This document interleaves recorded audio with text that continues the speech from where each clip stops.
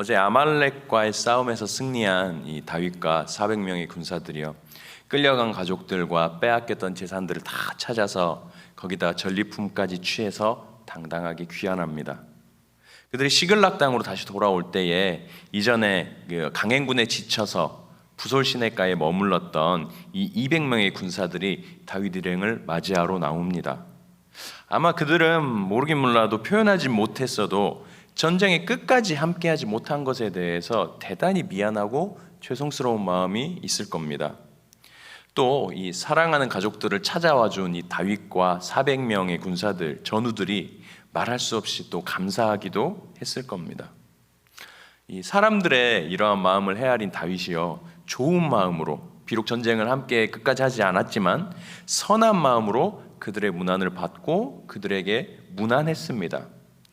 이런 의도였을 것 같아요. 후방에 남아있던 사람들도 한 공동체이기 때문에 소외받지 않고 같이 승리감과 유대감을 가지도록 배려하고 관심을 표한 것입니다. 다윗은 참 사려 깊고 이 사람의 마음을 헤아릴 줄 아는 지도자인 것 같습니다. 그런데 이때 이 다윗하고 함께 갔던 400명 중에 몇몇 사람들이 이 찾아온 전리품에 대해서, 이 전리품 분배에 대해서 다윗에게 의견을 제시합니다. 이렇게 얘기해요.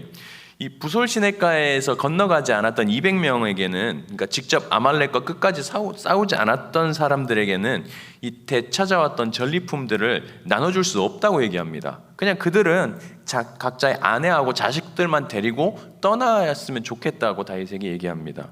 오늘 22절이 그런 말씀입니다. 그들이 우리와 함께 가지 아니하였은즉 우리가 도로 찾은 물건은 무엇이든지 그들에게 주지 말고 각자의 처자만 데리고 떠나게 하라 하고 말합니다. 이런 거죠. 우리는 끝까지 목숨 걸고 싸웠는데 너희들이 끌려간 이 가족들 재산 찾아왔는데 너희들은 도대체 뭐 했냐 이 말입니다. 지금. 그러니까 이 전리품은 고생한 우리가 가지고 갈 테니까 너희들은 자격이 없으니 처자들만 데리고, 아내하고 자식들만 데리고 떠나라고 얘기를 하는 겁니다. 사실 얼핏 보면 합리적인 제안입니다. 그렇지 않습니까? 고생한 사람들이 고생한 열매를 먹어야지요. 그냥 일하지 않은 사람들은 먹지 않는 게 좋다고 잠언에도 말하고 있습니다. 그게 우리가 사는 세상의 논리입니다. 또 그게 옳고 공평해 보입니다. 그런데 다윗은 이렇게 대답합니다. 23절 이하입니다.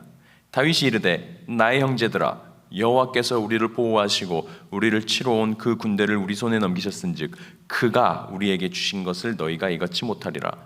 이 일에 누가 너희에게 듣겠느냐? 전장에 내려갔던 자의 분깃이나 소유물 곁에 머물렀던 자의 분깃이 동일할지니 같이 분배할 것이니라 라고 되어 있습니다. 다윗은요, 이 400명의 얼핏 옳게 보이는 그들의 제안을 거절합니다. 왜냐면은요, 다윗의 관점에서는 아말렉과 싸운 거는 400명이긴 하지만, 우리긴 하지만 승리하게 하신 것은 하나님이시기 때문입니다. 다윗에게요, 이 승리는요, 자기의 힘이나 이 400명이 싸움을 잘해서 이긴 게 아니고 자기의 공로가 아니라 전적인 하나님의 은혜였습니다. 다윗의 믿음은 이런 거였을 것 같아요. 사실 하나님께서 마음만 먹으면 이 400명 아니어도 옛날에 자기가 사랑하는 요나단이 자기 종과 함께 가서 전쟁에서 완전히 상대편을 이겼듯이 자기 혼자 가도 하나님이 함께 하시면 400명은 이길 수 있을 거다라는 마음이 아마 다윗에게는 있었던 것 같아요. 그러니까 이게 다윗의 믿음입니다. 그러니까 이 전리품은 400명의 것이 아니라 하나님의 것입니다. 그러니까 하나님의 뜻대로 해야 하는 게 맞다고 다윗은 생각했습니다. 다윗은 이렇게 생각했을 것 같아요. 그러면 이 상황에서 하나님의 뜻이 무엇인가를 생각했을 것 같습니다. 다윗은 항상 하나님의 뜻을 묻는 사람이었어요. 전쟁에 나갈 때도 제사장들에게 하나님께 물어보고 여쭤보고 나가게 하고, 하여간 무엇을 하든 간에 하나님께 여쭤보는 사람이 바로 다윗이었습니다. 지금 이 상황에서 그럼 하나님은 어떻게 하기 원하시는가를 고민했을 겁니다. 우리가 고민한다면 이렇게 할 수 있을 것 같아요. 그러면 성경에는 뭐라고 기록되어 있는가? 다윗도 이렇게 생각했을 것 같아요. 성경에 뭐라고 기록되어 있는가? 다윗 당시의 성경은 모세오경입니다. 토라죠. 그런데 사실 전리품에 대한 이 하나님의 이 뜻이요, 이미 이 모세오경에 정확하게 기록이 되어 있습니다. 민수기 31장 보면은 하나님께서 모세에게 이 미디안 전쟁에서 얻은 전리품을 처리하는 방법에 대해 분명히 말씀하셨어요. 우리 민수기 31장은 25절 보면 소제목에 전리품 분배라고 정확하게 기록되어 있습니다. 구약의 248쪽인데요. 궁금하시면 잠깐 펴보셔도 돼요. 구약 248쪽에 좀 괜찮은 성경에는 보면은 성경 위에 소제목들이 적혀 있습니다. 소제목에 전리품 분배라고 딱 적혀 있습니다. 25절 위에 있어요. 민수기 31장 25절이에요.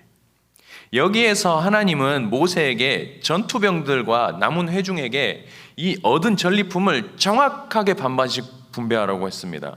또 여호수아 22장 8절에도 보면 가나안 사람하고 전쟁을 했을 때에 전쟁에 나간 사람이나 전쟁에 안 나간 사람이나 정확히 나눠서 하나님 앞에서 분배하라고 했습니다.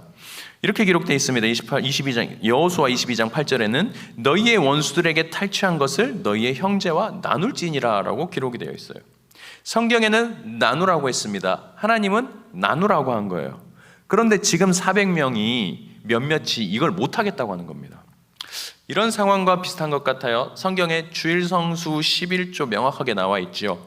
기도하고 감사하라고 나와 있습니다. 근데 어느 날 갑자기 성도들 중에 몇몇 사람이 나타나서는 이거는 내가 보기에는 맞지 않다. 지금 우리하고 바꿔야 한다 라고 얘기를 하는 거예요. 지금 이때 어떻게 해야 됩니까? 바꿔야 됩니까? 주일성수 없애고 11조도 자율로 하고 기도하고 기도 없애고 감사 없애고 아니죠. 성경을 봤을 때 좌로 보나 우로 보나 거꾸로 보나 뒤집어 보나 명확하게 써놓은 부분들이 있어요. 가끔은 해석이 필요한 부분들이 분명히 있습니다. 성경이 어려워서. 그런데 진짜 좌로 보나 우로 보나 거꾸로 보나 뒤집어 보나 이거는 하나님의 말씀, 정확한 말씀이다라고 하는 거는 그냥 지키면 복이에요. 우리 세상은요 너무 빨리 변해갑니다. 여러분 메타버스라고 하죠. 요새 교회 같은 경우도 그냥 이 어떤 인터넷 안에서 가상세계에서 예배를 드리는 시대가 왔습니다.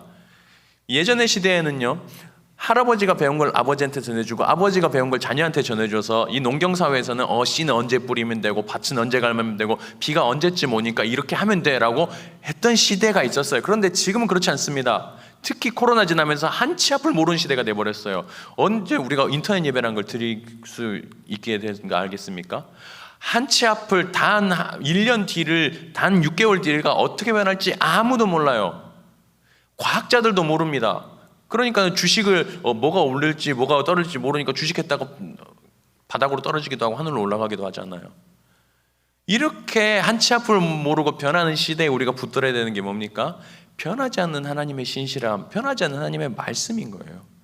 하나님의 말씀을 따라갔던 사람들은 언제나 변하는 세상 속에서도 하나님과 함께 형통했습니다. 아브라함이 그렇게 따라갔을 때 형통했고 요셉이 하나님을 따라가서 말씀대로 했을 때 형통했습니다.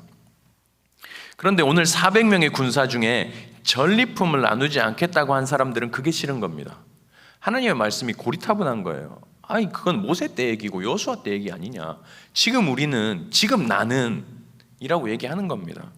수고한 것에 대한 대가를 꼭 받아야겠다는 게 이 400명의 마음입니다. 우리 이런 말 잘 쓰죠. 공로의식. 이 400명 안에는 공로의식이 가득 차 있는 거예요. 오늘 성경에는 그들을 악한 자들과 불량배라고 기록합니다. 원문 그대로는 이 악한 사람과 무가치한 사람이라는 거예요. 주일날 목사님께서 존재값이라는 얘기를 하셨죠. 하나님 보시기에 존재값이 0인 사람인 거예요. 무가치한 사람. 이 불량배란 말을 언제 썼습니까? 엘리 제사장의 두 아들 홈니와 비느하스한테 썼던 말이에요. 또 나발에게 썼던 단어입니다. 하나님을 멸시하고 하나님의 말씀을 무시하는 사람들에게 쓴 단어가 오늘 불량배라는 단어예요. 우리는 하나님의 도구와 통로죠. 그런데 이 400명은 아니요. 나는 마치 내가 한 것처럼 하나님 앞에서 그런 모습을 보일 때가 종종 있습니다.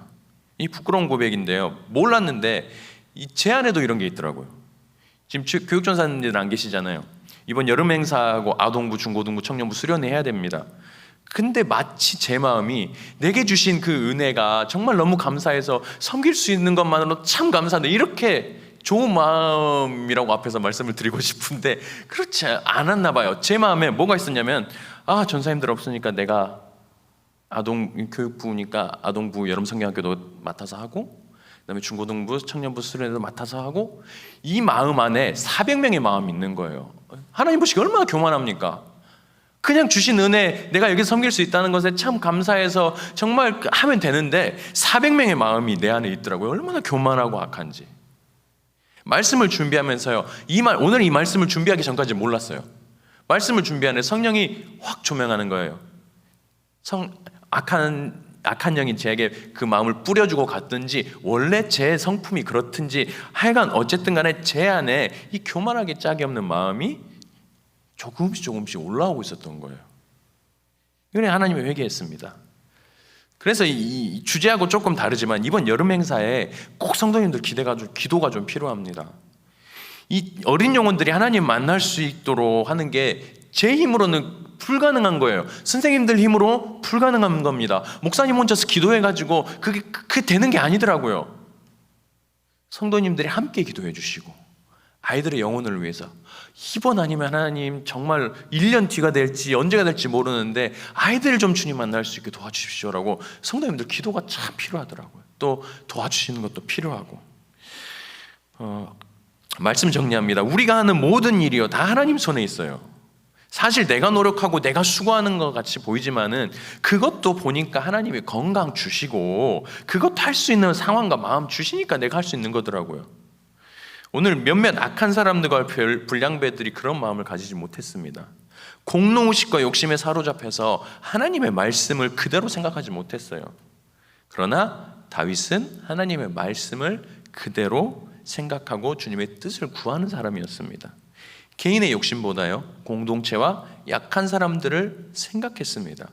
불량배들이요 이렇게 얘기해요. 각자 아내와 자식들만 데리고 떠나가라고 해요. 600명에서 지금 400명이잖아요. 그런데 이 단어가 되게 저는 집중이 됐어요. 이 200명에게 전리품을 못 나눠주는 것뿐 아니라 각자의 처자를 데리고 떠나가라라고 얘기합니다. 무슨 말이에요? 가라는 거예요. 그냥 600명에서 너희 200명은 필요 없으니까 가라라고 지금 400명이 얘기를 하는 겁니다. 그런데 사실 이 200명이 있었기 때문에 그나마 시글락에 남아있던 이 전리품도 지킬 수 있었던 거예요. 하나님의 나라는요 사랑과 궁유를 통해 세워집니다. 하나님의 나라는 이해를 통해 세워지는 나라예요. 하나님의 나라는 하나님이 어떻게 생각하시는지 내 상황과 내 기분과 내 감정이 아니라 하나님이 지금 이 상황을 어떻게 보시는지에 따라 가는 사람들에 의해서 세워지는 나라입니다. 그래서 오늘 우리가 이 말씀을 품고 하나님께 나아갈 때에 하나님이 주시는 그 은혜대로 내가 하나님께 섬길 수 있는 부분을 감사하면서 기도로 하나님께 섬겨 나가고 이 400명의 불량한 사람들의 마음이 아니라 다윗의 마음처럼 하나님의 마음을 품고 공동체와 약한 사람들을 돌아보는 우리 귀한 미남의 지체들 되시길 주님의 이름으로 또한 축복합니다.